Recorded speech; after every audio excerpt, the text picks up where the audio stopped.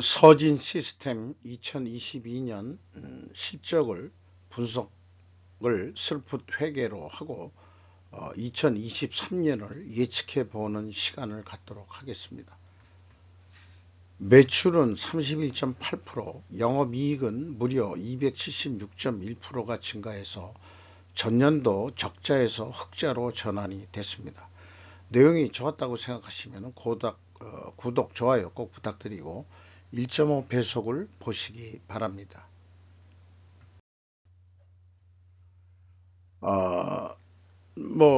LG U+ 등등 그 다음에 슬풋 타임즈에서도 소개해 드리는 내용인데요. 저한테는 매우 중요한 내용이라서 조금 더 소개를 해 드리도록 하겠습니다.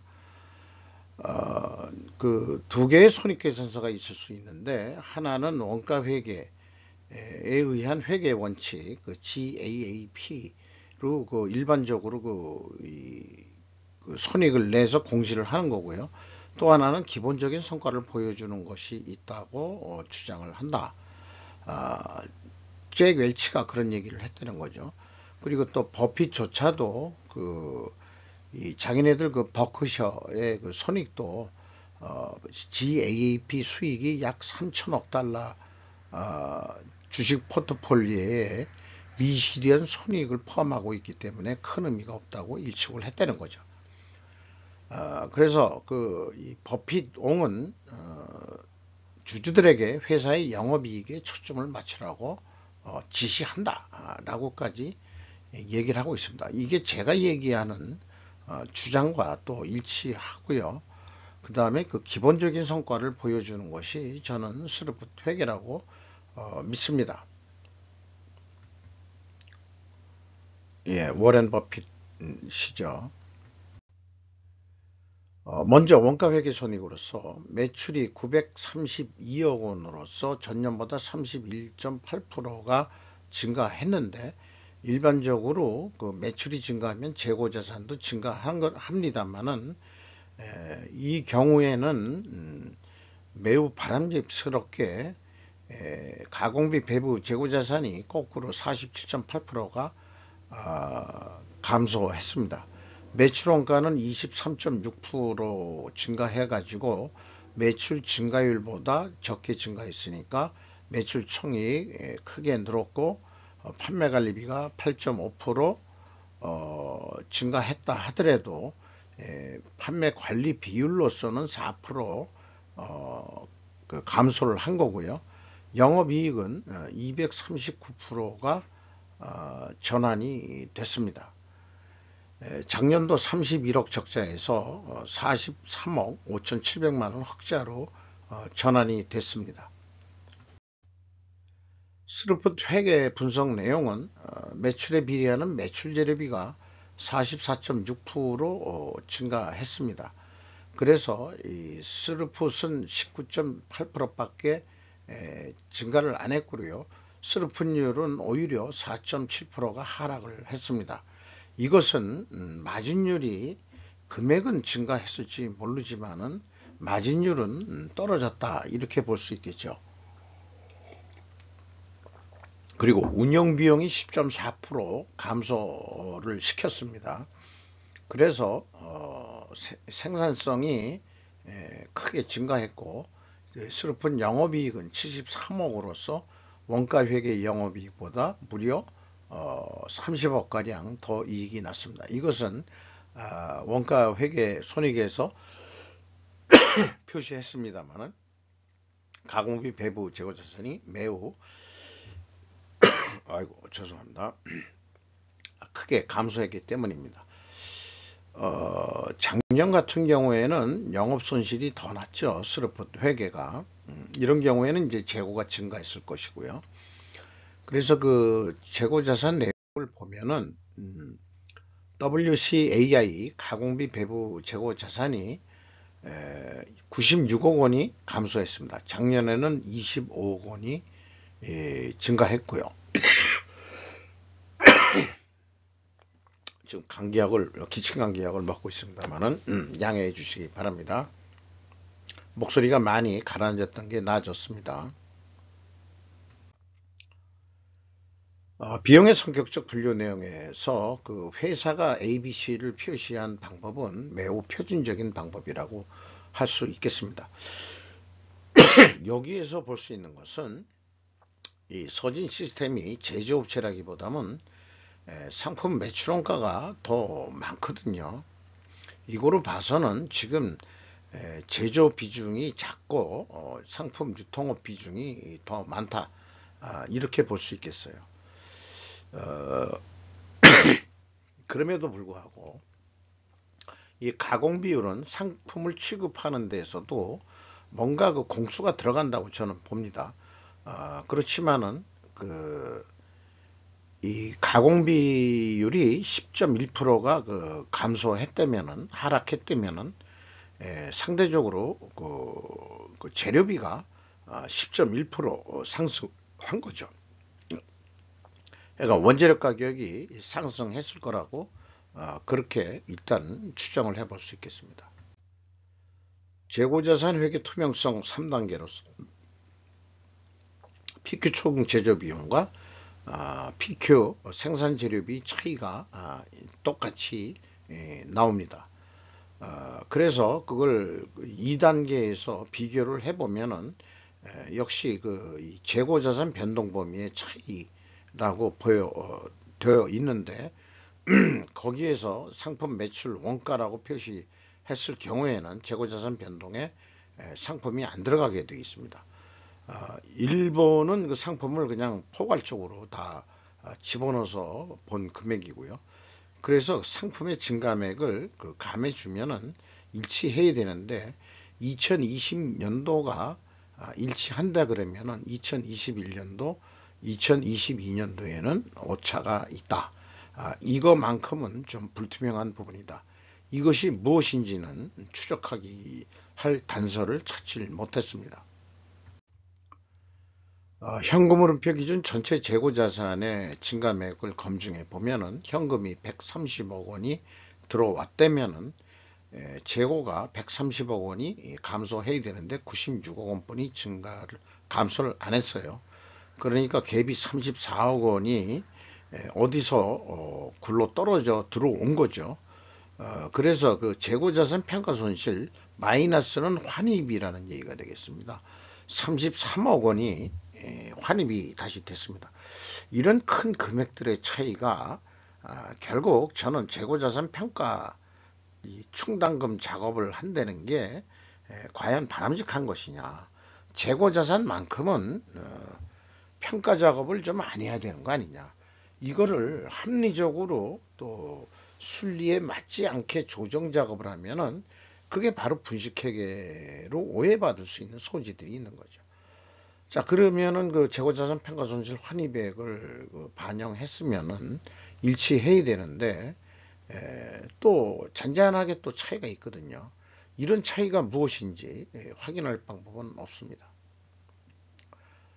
결론적으로 재고자산 회계 투명성은 검증되지 않는다. 작은 금액이라도 그렇다 이거죠.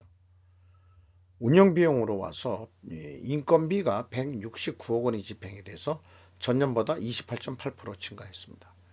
직원 수는 10명이 증가했습니다. 뭐 조금이라도 증가한다는 것은 일자리 창출해서 매우 항상 감사스러운 일이죠. 근데 인당 평균 임금이 5,500만 원 선입니다. 이러면은 완전 그 중소기업 중에서도 중 정도 되지 않을까 싶습니다. 그럼에도 불구하고 전년도보다는 24.6%나 임금 인상이 된 꼴인데요. 작년도에는 거꾸로 그 평균 임금이 내려갔습니다. 자, 이런 것들은 왜 그럴까 그러면은 잔업을 못했다든지 또 영업 손실이 되면서 뭐 생산을 그만큼 못해서 가동 시간이 줄어서 잔업이 없어졌다든지 아마 이런 거 아니겠느냐 이렇게 추정을 해봅니다. 연구개발비를 많이 쓰고 있는데 작년보다도 반 정도 54%그 감소하게 연구개발비가 집행이 됐습니다. 그러니까 연구개발비도 좀 흑자 전환을 위해서 좀 아꼈다는 얘기가 될 것 같아요. 자꾸 목이 잠겨가지고 경영평가 지표로 와서 이 재고 회전율이 뭐 거의 그 2배 이상 그 상승을 했습니다. 재고를 많이 줄인 거죠. 수르픈율은 거꾸로 근데 떨어졌습니다. 이렇게 역방향이면은 재고자산 매출원가 분식회계 개연성 가정을 세웁니다. 그러면은 회사가 반증을 하려면은 원재료 가격이 하락했던가, 이거를 다르게 표현하면은 판매 가격이 만약 상승했더라도 상대적으로 하락을 더 했다. 이렇게 말할 수 있겠습니다. 그 원재료 가격이 상승을 했다고 하더라도 말이죠. 그리고 또 판매 가격 하락해야 된다. 이렇게 이제 그 추론을 해볼 수 있겠습니다. 나머지는 좀 참고해 주시면 좋을 것 같고요. 특별히 연간 할 때는 유형자산 회전율도 한번 구해보고 있는데, 유형자산도 크게 가동률이 많이 올라갔다 이렇게 볼 수 있겠죠. 총 자산 회전율이라는 것도 그 의미는 있습니다. 자신이 가지고 있는 총량을 작년하고 거의 유사하게 유지했다. 총 자산 회전율은 이렇게 또 볼 수 있는 부분도 있겠습니다. 그래서 원재료 가격이 내려갔다 이렇게 얘기했는데, 거꾸로 원재료 가격이 19.53%가 상승했습니다. 여기 알루미늄과 철재료가 있는데, 이게 뭐 전체 재고의 는 아니고 대표적인 거겠지만은, 일단 나와 있는 데이터로 한다면은 원재료가 19.53% 증가했는데 재료 비율이 69.1%니까 가격 상승 압박률은 15.7%다. 그러니까 제품 가격은 근데 17%가 평균 인상이 됐다. 그런데 그 반도체 부품의 73.7%가 있는데, 이게 가중 평균을 해야 좀 더 정확한 거겠습니다만은, 이거에 대응하는 어떤 비율이 매출 비율이 없기 때문에 이렇게 단순 편견을 할 수밖에 없겠어요. 그러면은 제품 가격 상승률보다 말하자면 원재료 가격은 상대적으로 하락했다. 이렇게 이제 얘기를 할 수 있겠죠. 그런데 아까 반증 출원은 슬픈율이 떨어졌으니까 판매 가격이 내려가지 않았겠느냐 했는데, 결국은 이것도 올랐거든요. 그러니까 반증은 분식회계 개연성 가정 반증은 50%만 성공했다. 그러니까 50%는 실패다. 50%의 실패도 실패다. 그렇다면은 제가 이 변호인으로서 투명성 법정에 변호를 한다고 그러면은 반증을 위해 필연적으로 존재할 다른 결과, 증거를 찾아야 되는데, 수량에 의한 회전율을 구해봐야 됩니다. 재고가 많이 줄었는데 실질적으로 수량도 줄었을 거라고 저는 생각을 하고요. 그러면 수량으로도 재고 회전율이 그렇게 많이 증가를 했다고, 아니 회전율이 증가했다고 그런다면은, 그것은 이제 이 회계 투명성, 역으로 회계 투명성을 증명을 할 수 있는 거다. 이렇게 주장을 할 수 있는 거고요. 변론을. 또 하나, 아까 이 가격들은, 이런 것들은 이제 제조할 때 원재료 가격하고 이 판매 가격은 제품 판매 가격인데, 여기에 뭐 상품도 들어가 있는 것 같긴 해요. 그래서 상품 구입 가격과 판매 가격이 비공개되어 있는데, 이거를 공개를 해봐야 된다. 그래야 소진 시스템이 회계 투명성이 투명하다. 이 자본주의의 수치라는 말을 워렌 버핏으로부터 듣지 않으려면은, 재고자산 매출원가 회계 투명성은 제조 원가 회계에서 매우 중요한 거다. 이렇게 말씀드릴 수 있겠어요.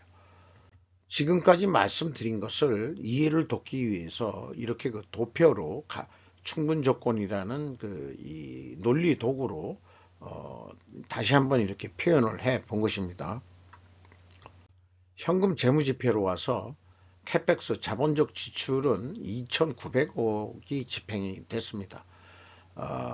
주요 집행이 된 쪽이 뭐냐 그러면 중소기업 및 관계기업에 투자를 한 것 같아요. 그래서 투자 비율이 15.5%였는데 60.5%로 크게 투자 비율이 올라갔습니다. 그러니까 중소기업에 많이 그 투자를 했다 이렇게 볼 수 있겠어요. 그리고 EAT 세후 현금 순이익이 425억 원이고 요거는 그 현금 수익률로서 그 6.5%, 그 3%가 상승을 했습니다. 좀 좋았다는 얘기죠. 현금 수익률로는.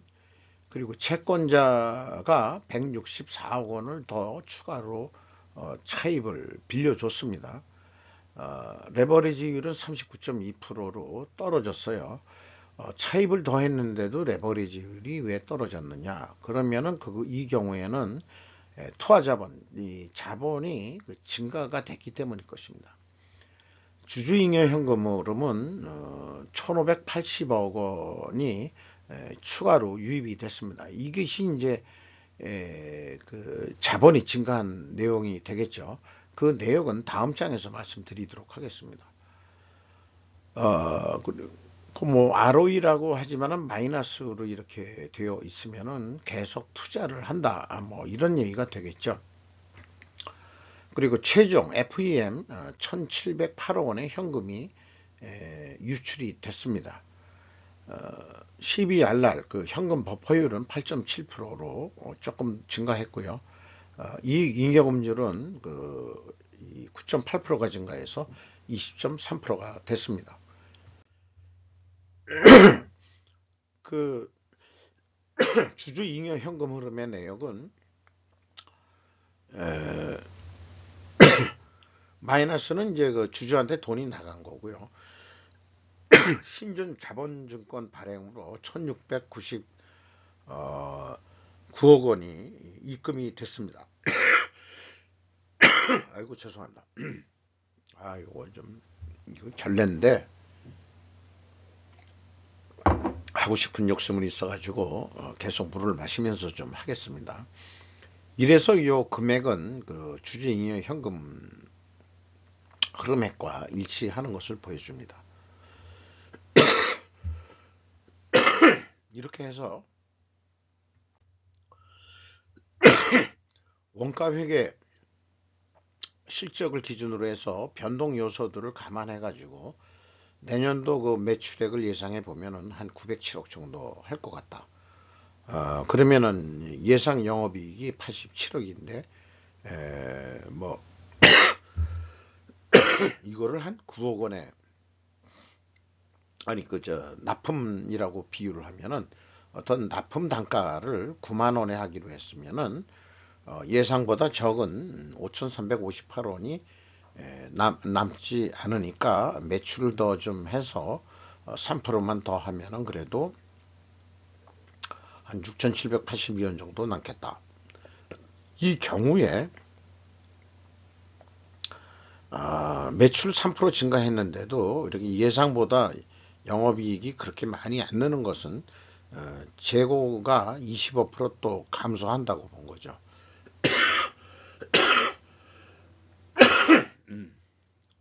제가 뭐 기침 방송을 하는 것 같습니다. 보시는 분들이 괴롭겠어요.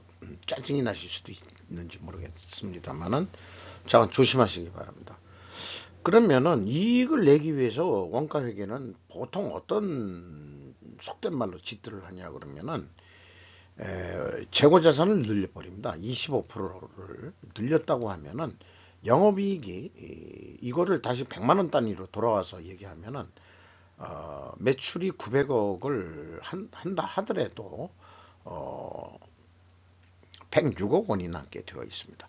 이것이 원가회계의 맹점이라고 할 수 있겠습니다. 그러니까 판매를 못하고 지금 뭐 반도체 재고가 뭐 쌓이고 있다. 그러고 있지만은 실제 결산을 해보면은 재고의 증가는 이익의 증가가 되기 때문에 상대적으로 그만큼 영업이익이 내려가질 않습니다.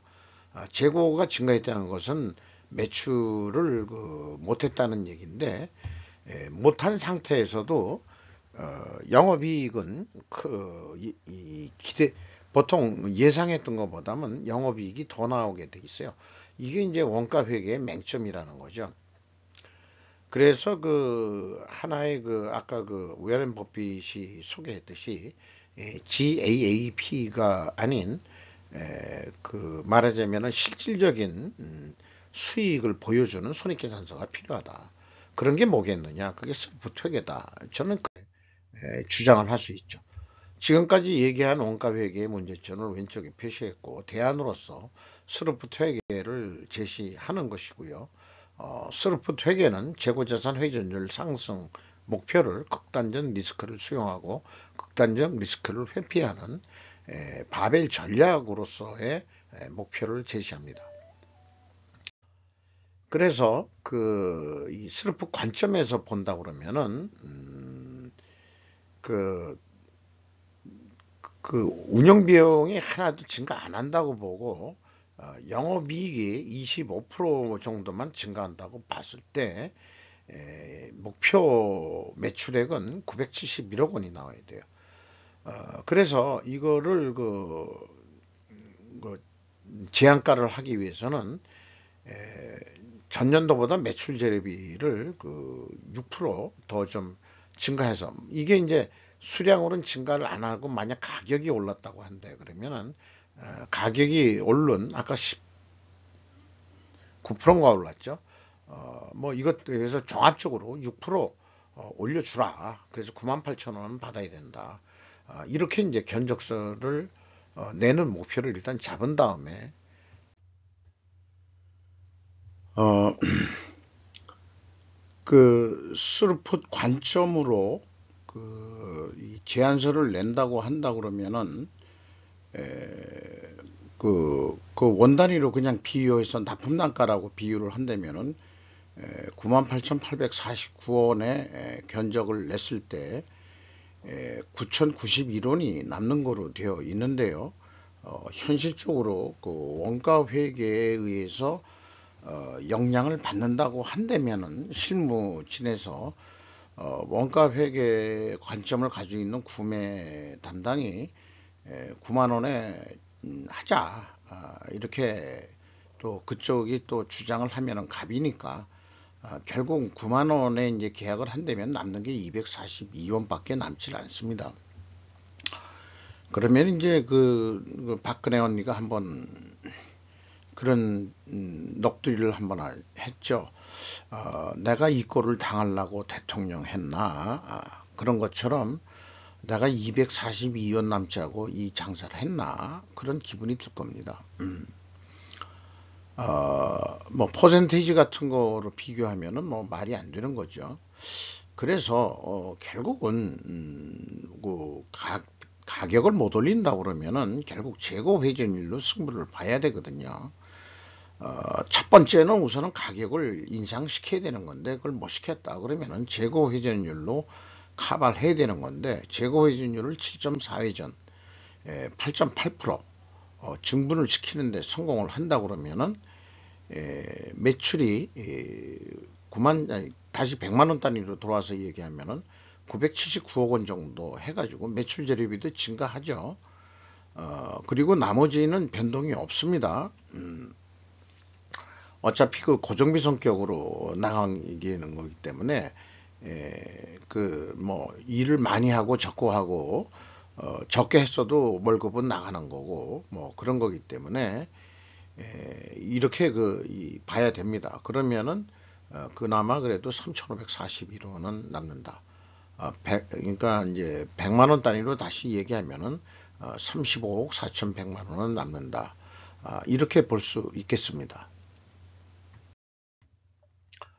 주가는 18,180원으로서 전년보다 3,447억 원 하락을 했습니다. 그런데 장부 가격 대비 173%로 어떤 많은 기업들은 다 장부 가격 이하로 지금 대우를 받고 있는데 여기 서진 시스템은 그나마 그래도 173%입니다.